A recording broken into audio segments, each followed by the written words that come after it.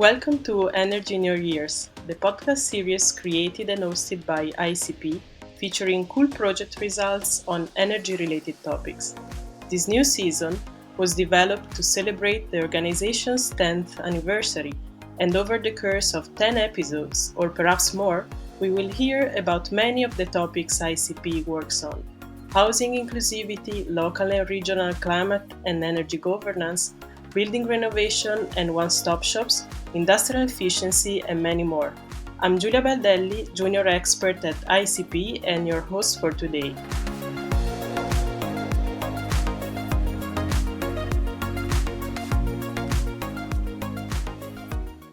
In this episode, Energy Efficiency as a Driver of Competitiveness in SMEs, we explore how small and medium-sized enterprises can lead the way on energy efficiency, unlock benefits that go well beyond cost savings, and use standards to support effective policies, with insights from DEESME 2050 project. Today, we are joined by Laura Bano and Ettore Piantoni. Laura works as a consultant and project manager for SOGESCA, an Italian engineering and consulting company based in Padua and a member of DEESME 2050 consortium. Ettore is a certified energy management expert and works as a consultant for ESCO's developing transition plans. He's chair of CEN CENELEC Joint Technical Committee 14, Energy Management and Energy Efficiency in the Framework of Energy Transition, and he is a member of the advisory board of DEESME 2050. Great to have you here, Laura and Ettore. Thank you for joining this episode, and please take your time to introduce yourself and what brings you here today. So please, Ettore. I'm Ettore Piantoni. I have more than 30 years experience in the energy industry. I acquired it in various assignments in private companies, from project management, marketing, business development, and general management. I'm a chemical engineer as background and a certified energy manager expert and works as consultant, as Giulia said. I'm also chair of the CEN CENELEC Joint Technical Committee 14 that is developing standard in support of the implementation of energy audit and energy management system, specifically sometimes targeted to SMEs. And that's the reason I'm contributing to this discussion, because standards are enabling tool to implement the Energy Efficiency Directive. Good morning. My name is Laura Bano. I am an economist with a PhD in energetics, and my focus is on energy efficiency and sustainability, with a special emphasis on the work to be done with companies and municipalities. I have been working in the energy field for almost 30 years, but in the last 6 years, I am a consultant for SOGESCA, an Italian engineering and consulting company based in Padua, and we specialize in environmental sustainability, energy efficiency, and workplace health and safety. We also have a long and active history of participation in European projects that started in 1992, and this is a core part of the business strategy of the company, and this allows us to stay at the forefront of environmental and energy policy developments. And in this respect, I'm also the project manager of EU projects. Great. Thank you for those introductions. Let's dive right in. I'd like to start by asking, how relevant is it to target SMEs in energy efficiency policies, and what are the barriers, challenges, and opportunity that may arise in this context? So please, Laura. Well, targeting small and medium enterprises is crucial for energy efficiency policies. SMEs account for a significant portion of overall energy consumption and emissions, although their individual consumption is, in most cases, relatively low. In Europe, SMEs represent over 99% of all companies and are responsible for a large share of the business sector energy use and CO2 emissions.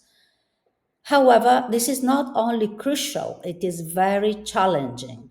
And the proof is that the European Union is dedicating a large budget to fund projects that go in the direction of stimulated small and medium-sized enterprises to take action towards improving energy efficiency and move towards decarbonization. Now, SMEs face many barriers in analyzing their energy consumption, carry out energy audit, or have an energy management system. And even more, they are challenged when they need to translate the suggested energy efficiency measures into action. We, in the framework of this project, but not only, visited many companies and had the opportunity to discuss with them the main barriers and challenges that they face when they have to implement energy efficiency measures. I'm going to show some of them. Financial constraints, for example, this is the most significant barrier. More often, they lack capital for upfront investments, or they think that the payback period is too long. Sometimes they have incentives, but the incentives are hard to get, so bureaucracy can stop them from investing. In most cases, also, companies lack the knowledge and awareness and the internal expertise or personnel to assess energy use and identify the potential saving or understand what are the full range of the available energy efficiency measures. So energy management is seen as a low priority. What I mean is that the business owners, in case of small companies, focus on their core business and don't think about energy as a resource. Finally, there is a gap between the information provided in the energy audits and the actual implementation, because the entrepreneur or the technical person that we contact does not see the saving that go beyond the simple energy and cost saving. And this is where our project is very important, because we stimulate companies understanding the multiple benefits associated with the energy efficiency measures. So we add them into the action plan for the implementation of the measures, and I assess also the financing opportunity. However, what we find difficult is to highlight the opportunities linked to the implementation of energy efficiency measure, the significant saving potential. The study conducted during the framework of this project showed that SMEs can achieve savings up to 30% with many low-cost measures. Most of all, we strive to persuade companies about leverage on the non-energy benefits that go beyond just the reduction of energy and cost. And this can be a powerful motivator for investing, like improved productivity, enhanced brand image, better working conditions. So our project focuses on this. Tailored policy schemes and support programs would be highly necessary to overcome these specific barriers that SMEs face to implement energy efficiency measures. Thank you, Laura, for your answer. And please, Ettore, you can go ahead. I think that there is no better time than today to discuss this topic, because in a month from now, the member states will have to adopt the Energy Efficiency Directive, and in particular, the Article 11 that refers to energy audit, energy management systems. And this implementation will have also to take in consideration the guidelines of the Commission recommendation of 2024. Article 11 has dedicated paragraph to SMEs, and member states, as you mentioned and highlighted, have to promote capacity building, to improve the knowledge or to assist SMEs in creating knowledge to undertake the energy audit and the subsequent implementation of the action that are coming and are proposed by the energy measures.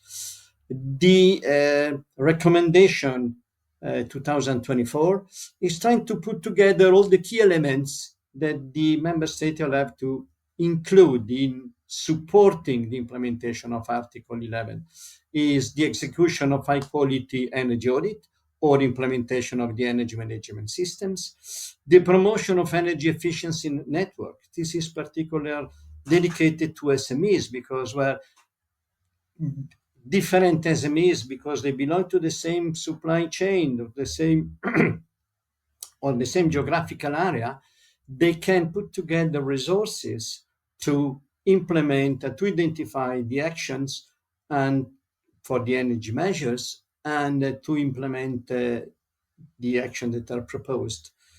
There is the key issue of the monetization of the multiple benefits, and this is where also DEESME is coming into place. There is also the topic of the energy performance contract that can support the implementation of the energy measures that are proposed by the audit because they take in consideration a template, a contractual template that is balancing the asymmetry between the knowledge of the supplier of the energy service as well as the knowledge of the SMEs. And then there is the need to assist and facilitate the eligibility assessment to sustainable finance. When SMEs approach to financial institution for requesting support to finance the energy efficiency measures, they have to provide additional information on top of the traditional business plans because financial institutions have other requirements to comply with, like the corporate sustainability reporting directive. So SMEs have to improve their knowledge and their capacity in providing answer to the questions of the financial institutions.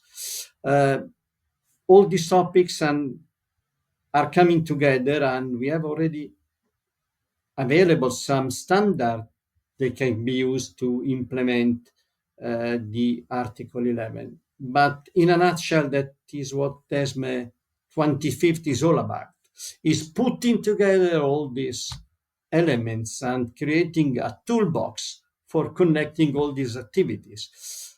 DEESME is providing the tool from moving from the visibility of legislative obligations to the viability of the business opportunity. That's where we have to work on to make sure that the action identified in the audit are then coming a reality at the level of the SMEs, reducing the vulnerability of the organization and contributing to the overall decarbonization.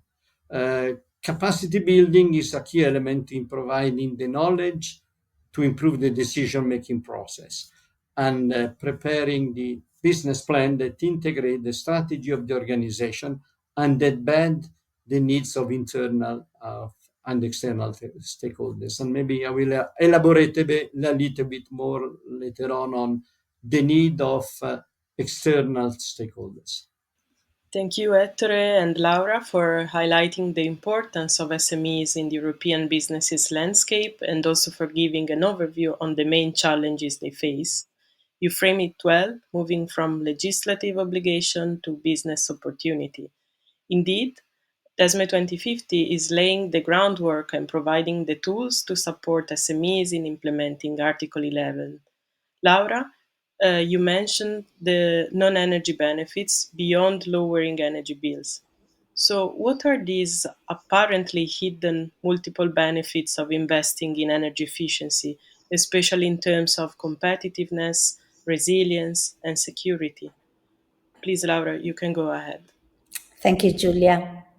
Yes.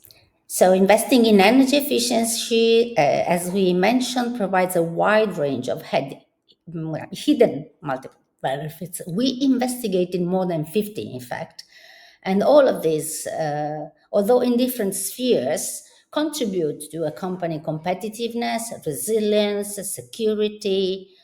I can go a little deeper in the details of some of the most relevant ones, focusing not only on those that relate to competitiveness, resilience, and security.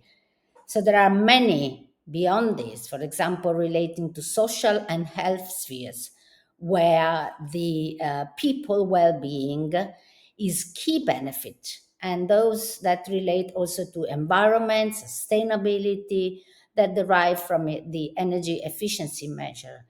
But keeping the focus on competitiveness, on resilience and security, I can say in terms of competitiveness that when we invest in energy efficiency, we definitely increase the productivity because we can have better lighting, better heating, better ventilation, a more comfortable working environment. So this can improve the well-being and productivity. Then we can enhance our image and market value. So the customers and business partners would be increasingly valuing our sustainability, and commitment to energy efficiency can improve the reputation of a company by doing this, attracting new clients and increasing its market value. Moreover, requirements from the value chain regarding being efficient or sustainable are increasingly important. In most cases, are an obligation. Finally, we can also think that when we investing in energy efficiency, of course, we reduce our operational costs and therefore are more competitive.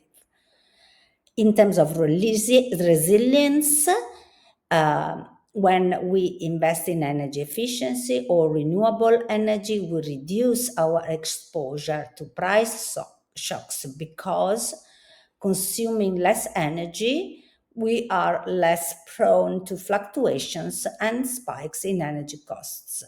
And therefore, we can have more operational stability. Finally, security in terms of supply chain resilience, because energy efficient businesses are more secure in their operations. And this can be a requisite from large companies looking to build a resilient and sustainable supply chain.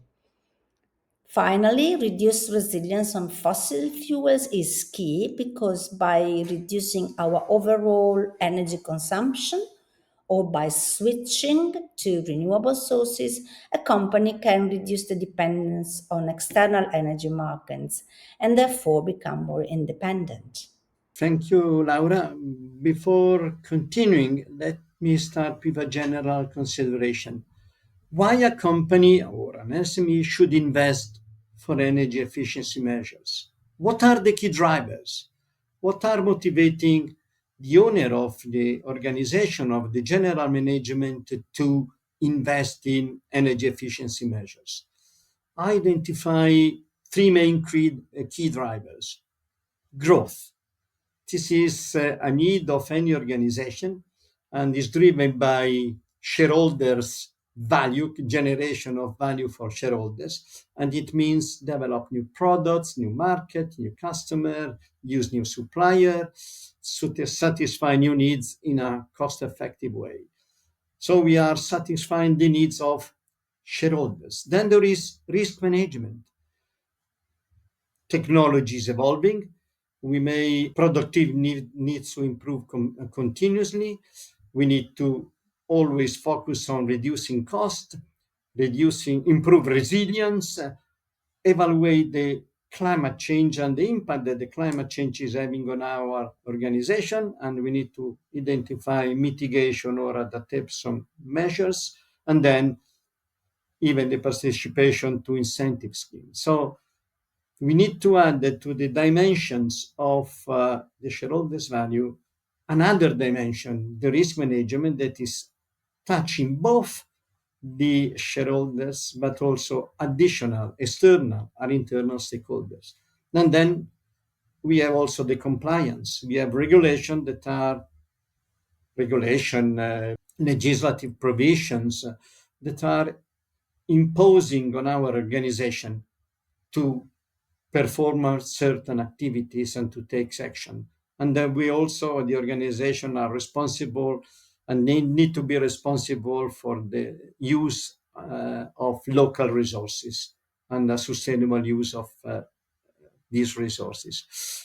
This framework is adding a new dimension to the value of the organization. And we need to satisfy both shareholders' value and internal, external stakeholders' value. Stakeholders can be the supplier, can be customer, can be final user, but can be also the society that is around us. And we need to comply and to make something that is generating value for the external value, for the external stakeholders. Among these stakeholders, there are financial institutions. Every time we approach our financial institutions to uh, ask for a support for an investments, we need to provide this financial institution with additional information on the normal energy saving that is and the saving that is derived for the efficiency generated from the measures. So they are asking to integrate our project into another dimension, other criterias.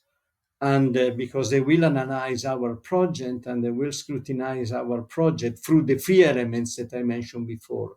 So how is generating value, how is mitigating risk, and how is complying with the external need of the stakeholders.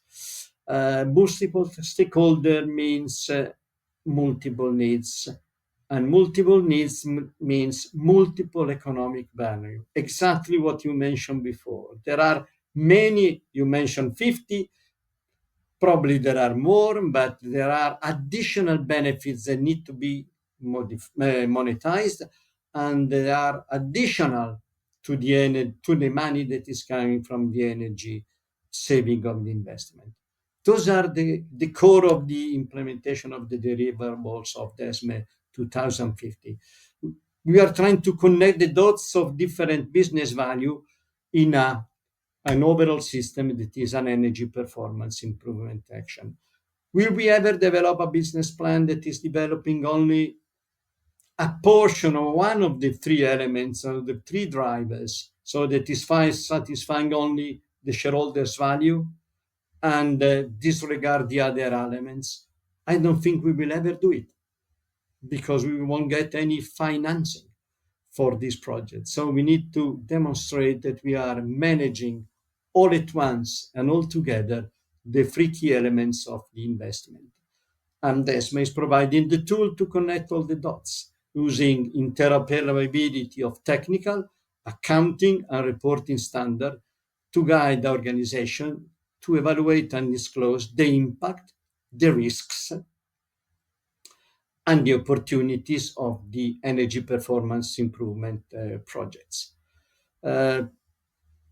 Just for information on everybody, we are at CEN CENELEC, we are working on a specific standard that will identify and monetize the multiple benefit of the energy efficiency investments.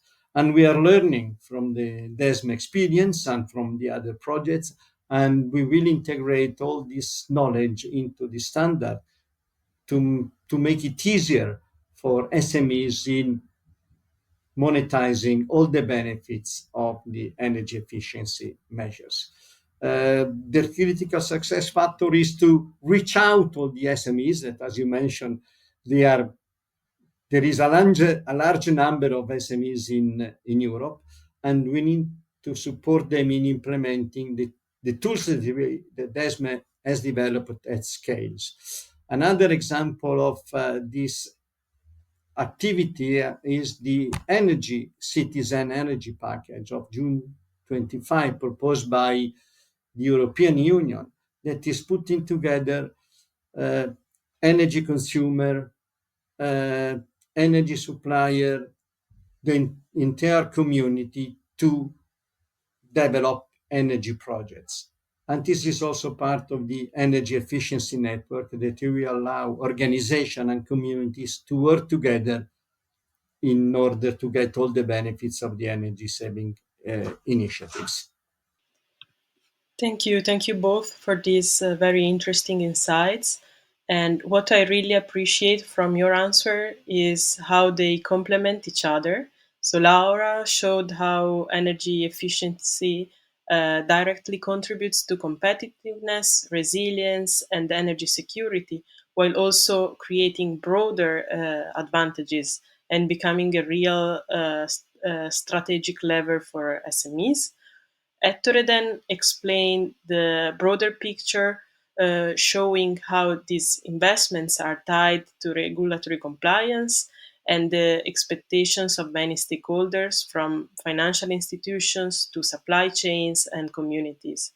And indeed, DEESME 2050 is putting the spotlight on evaluating the impact, risks, and opportunities of energy performance improvement projects, and this is really important.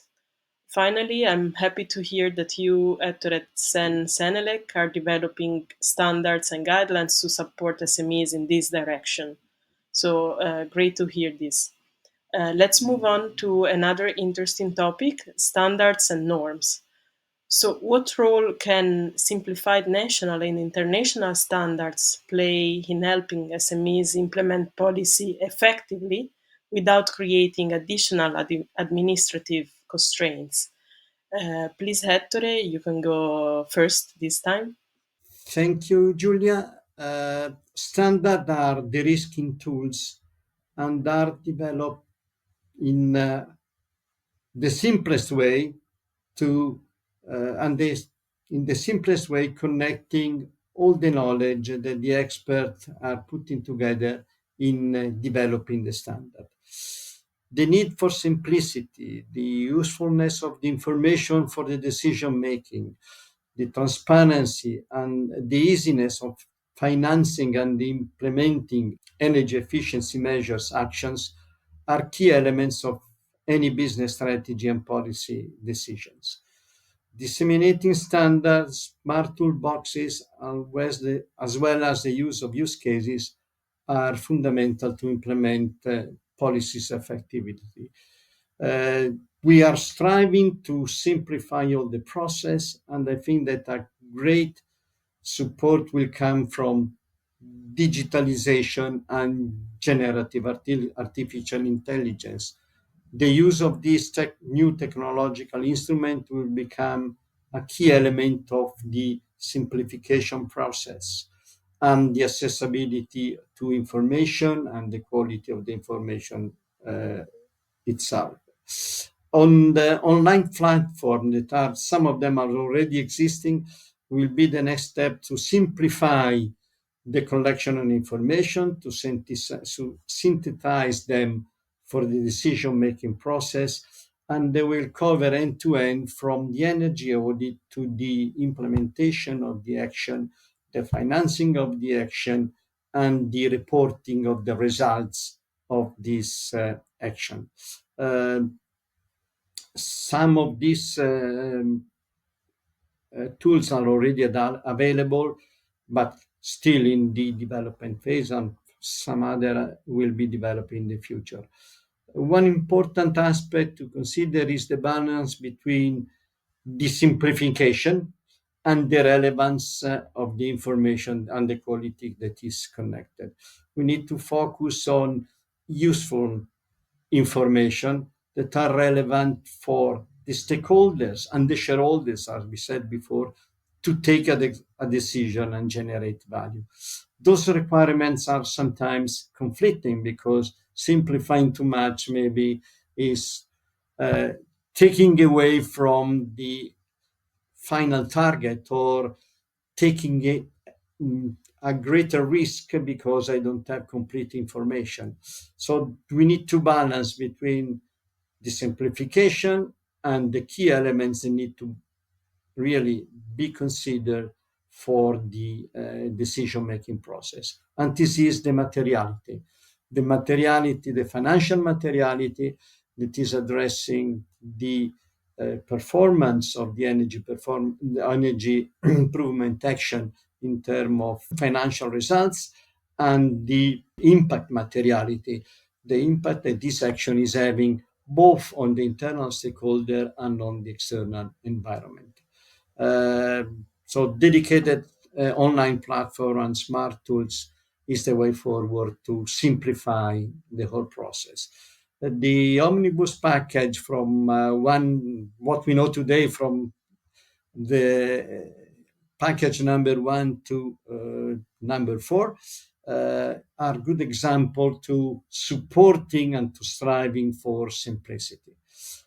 Technical committee, accounting committee, this reporting and disclosing committee are deeply involved in this simplification process, striving to find a set of minimum requirements that preserve the decision usefulness and make a fair representation of the action in the balance sheet.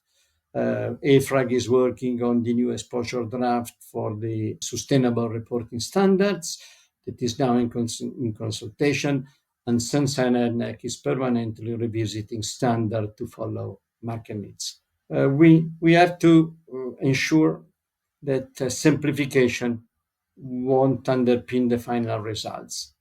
Interoperability, connectivity of simplified standard or simplified performance indicators and accounting procedure go hand in hand, and they are developed together because the final goal is to have a sustainable growth that is decarbonizing our society and is reducing the impact of the climate on us and our action on the climate. Thank you, Ettore. I fully agree and appreciate your exposure because, in our opinion, as company consultant, simplified national and international standards are crucial to help SMEs in implementing energy policies effectively without creating additional burdens. Why? Because they provide a clear roadmap, like, for example, ISO 50001 on energy management. Um, it's improving the structured and systematic framework that an SME can follow to improve its competitiveness and energy efficiency. So it's not an overwhelming administrative requirement, but a guide that helps companies to identify, implement, and monitor energy saving measures. And the same is true for the standard that you are working on multiple benefits, which I think is highly important. Also, simplifying audits and action plans, like we have done in the DEESME 2050, bridge the gap between the energy audit recommendations and the real implementation of this recommendation, because we train the managers and the technical staff, supporting them with the use of simplified tools for cost benefit and risk analysis. And simplifying standards can formalize this process, making the recommendations more actionable. And then also facilitate access to finance, to funding, to money, because this is what SMEs most strive for. Policymakers can link eligibility for grants and other financial incentives to the adoption of simplified standards, therefore helping SMEs. And finally, promoting consistency and benchmarking, because a standardized approach allows for better data collection and benchmarking across different SMEs, across different sectors, and across countries, helping policymakers to identify what works and design even more effective evidence-based support programs for the future. Thank you. I really appreciate your insights. And before we wrap up, I want to highlight two central ideas from this discussion. So first, simplicity meets usefulness. So simplification process that focuses on only keeping the key requirements that truly matter for decision making. And second, bridging the gap. So DEESME 2050 shows how to transform energy recommendations into real actionable steps, and simplified standards can formalize and streamline this process. So I want to thank you, Laura and Ettore, for sharing your experience and knowledge. Key takeaways from these very interesting episodes are simplification, clarity, and hands-on guidance are essential for SMEs to turn energy efficiency policies into real business opportunities. And by focusing on both energy saving and broader multiple benefits, SMEs can become more competitive, resilient, secure, while also contributing to the European sustainability goals. So DEESME 2050 project equips SMEs with tools, trainings, and guidance to turn audit recommendations into real actions. If you want to know more about DEESME 2050 project, please visit the project website at the link in the description of this episode. This episode ends here, but Energy in Your Ear podcast will continue with new hosts and guests. The next episode will focus on Energate project, exploring how to attract big investors to the financing of energy efficiency renovations. Thank you for listening and see you next time.